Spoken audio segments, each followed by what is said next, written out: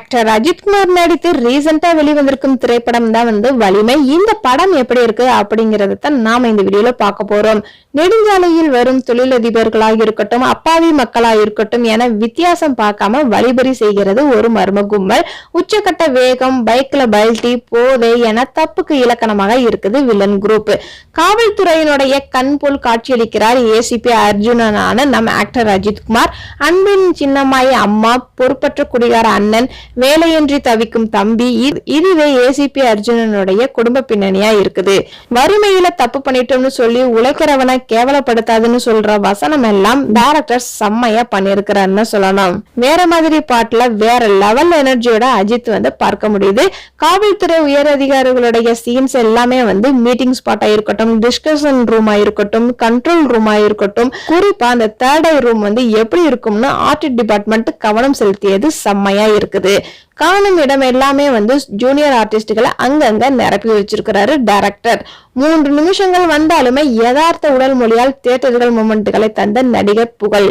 யார் இந்த villain group? இவங்களுக்கு இவ்வளவு பில்டப்பா என்ற கேள்வி எழலாம். உடல் முழுக்க டாட்டு, போற போக்குல கொலை, கொள்ளை, கற்பழிப்பு என குற்றங்களை முகவரியாய் வைத்திருப்பார்கள். படத்திலும் அந்த பாணியை யூஸ் பண்ணியிருக்கிறாங்க டைரக்டர்.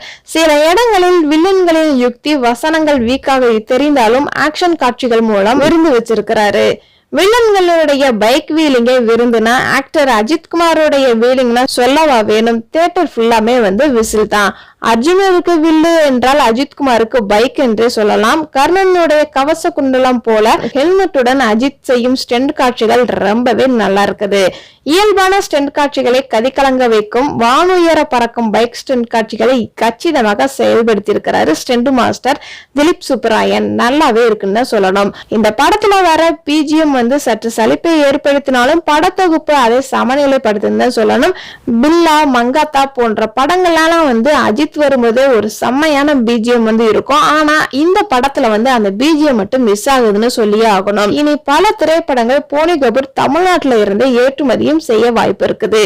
ஹீரோயினுக்கும் பல தமிழ் திரைப்படங்களுக்கும் வாய்ப்புகள் கிடைக்கலாம் இந்த படத்துக்கு அப்புறம்.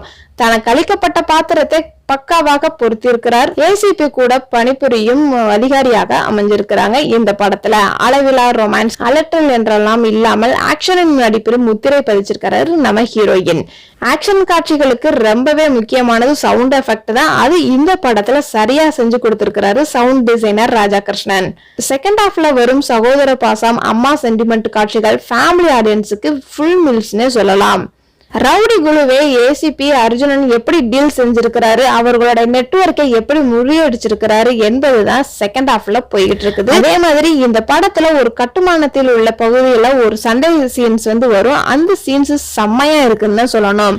இந்த படத்துல எவ்வளவுக்கு எவ்வளவு இந்த படத்துல அஜித் சீன்களுக்கு கவனம் செலுத்திய படக்குழுவினர் வில்லன் காட்சிகளுக்கும் சற்று கவனம் செலுத்திருக்கலாம் அப்படின்னு சொல்லி ஆகணும். எம்ஜிஆர் காலத்துல இருந்தே அவெஞ்சர்ஸ் சூப்பர் ஹீரோஸ் வரைக்குமே வில்லனை கிளைமேக்ஸ்ல எப்படி புரட்டுகிறார்களோ அதே ஃபார்முலாவை தான் இந்த வலிமை படத்திலையும் காமிச்சிருக்கிறாங்க. டிஜிட்டல் வாயிலாக யூஸ் பண்ணிருக்கிறாங்க கிளைமேக்ஸ. செகண்ட் ஹாஃப்ல சென்டிமெண்ட் சீன் கொஞ்சம் அதிகமாவே இருக்குன்னு சொல்லணும். இந்த படம் மொத்தத்துல அஜித்தனுடைய அசத்தலான நடிப்பும் அசர வைக்கும் சண்டை காட்சிகளும் வலிமையை தூக்கி நிறுத்திருக்குன்னு சொல்லணும். இந்த வீடியோ உங்களுக்கு பிடிச்சிருந்துச்சுன்னா லைக் பண்ணுங்க, ஷேர் பண்ணுங்க, கமெண்ட் பண்ணுங்க. டாடா, பை.